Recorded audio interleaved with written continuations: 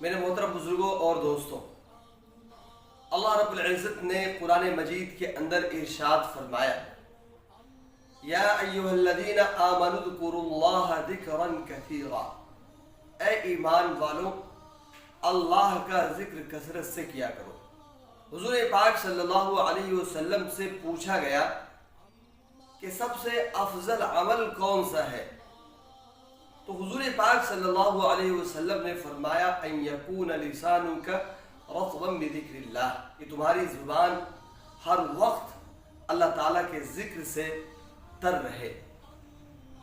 दोस्तों, हुज़ूर पाक सल्लल्लाहु अलैहि वसल्लम ने हर मौके की दुआएं उम्मत को सिखलाई है। खाने पीने, उठने बैठने, मस्जिद में दाखिल होने, मस्जिद से बाहर निकलने, घर में दाखिल होने, घर से बाहर निकलने, गरज हर मौके की दुआएं हुजूर पाक सल्लल्लाहु अलैहि वसल्लम ने हमें सिखलाई है। हम लोग तो मोहताज है ही, और इस पर तुर्रा ये है कि हमें मांगना भी नहीं आता और ये सलीका भी नहीं है कि हमें क्या मांगना चाहिए। तो अल्लाह के रसूल सल्लल्लाहु अलैहि वसल्लम ने अपनी दुआओं के जरिए से, हर मौके के दुआओं के जरिए से हमें मांगना सिखाया है। अगर हम इन दुआओं का एहतिमाम करेंगे, इन दुआओं को पढ़ेंगे, तो एक फ़ायदा तो ये होगा कि अल्लाह रब्बुल इज़्ज़त हम जो चीज़ मांग रहे हैं वो अता फरमाएगा, या उसका बदल हमें अता फरमाएगा, या उस पर अल्लाह रब्बुल इज़्ज़त क़यामत के दिन बेपनाह सवाब अता फरमाएगा। दूसरा अहम फ़ायदा ये है कि इससे हमारा ताल्लुक़ अल्लाह तबारक व तआला से जुड़ जाएगा, अल्लाह ताला से हमारा ताल्लुक़ मजबूत हो जाएगा। अल्लाह ताला से ताल्लुक़ को मजबूत बनाने के लिए हुज़ूर पाक सल्लल्लाहु अलैहि वसल्लम ने ये तरीक़ा बतलाया है। इसलिए हमें हर मौके की दुआओं का एहतिमाम करना चाहिए, अपने बच्चों को वो दुआएं सिखलानी चाहिए। हर मौके से अल्लाह के रसूल सल्लल्लाहु अलैहि वसल्लम ने दुआएं सिखलाई हैं। अगर हमें कोई दुआ याद ना हो तो कम अज कम ये दुआ तो हमें हर वक्त याद रहनी चाहिए और इसका एहतमाम करना चाहिए। बिस्मिल्लाहिर्रहमानिर्रहीम, या कम अज कम बिस्मिल्लाह। हमारा कोई भी काम शुरू हो तो हम अपने काम को बिस्मिल्लाह से शुरू करें।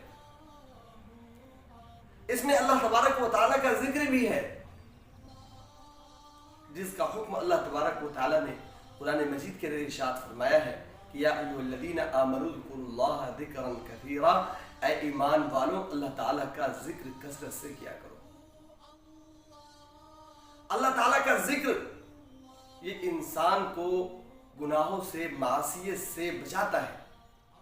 आज दुनिया के अंदर जराइम हो रहे हैं और मजीद बढ़ते जा रहे हैं। जराइम को रोकने के लिए आज जितने वसाइल मौजूद हैं उतने वसाइल पहले के ज़माने में मौजूद नहीं थे, लेकिन इन तमाम वसाइल के मौजूद होने के बावजूद जराइम मजीद बढ़ते जा रहे हैं। बल्कि वही लोग जराइम को अंजाम दे रहे हैं जिन लोगों को जराइम के खात्मे के लिए मुकर्रर किया गया था, मुतय्यन किया गया था। और इसकी वजह क्या है? इसकी वजह यह है कि अल्लाह ताला का खौफ दिलों से निकल गया है। अल्लाह ताला का खौफ दिलों में नहीं है, अल्लाह तबारक व तआला की याद दिल में नहीं है, अल्लाह का जिक्र नहीं है। जब अल्लाह ताला की याद दिलों में रहती है तो फिर इंसान जराइम नहीं करता है, फिर इंसान कत्ल व गारतगिरी में मुब्तला नहीं होता है। अल्लाह के रसूल सल्लल्लाहु अलैहि वसल्लम ने अपने सहाबा किराम की ऐसी तरबियत फरमाई थी कि जराइम का खात्मा हो गया था, बुराइयों का खात्मा हो गया था। अगर किसी से कोई बुराई सरजद हो जाती थी तो वो खुद हुजूर पाक सल्लल्लाहु अलैहि वसल्लम के पास आते थे और कहते थे कि या अल्लाह के रसूल सल्लल्लाहु अलैहि वसल्लम, मुझसे ये जुर्म हो गया है, मुझसे ये गुनाह हो गया है, मुझे पाक फरमा दीजिए।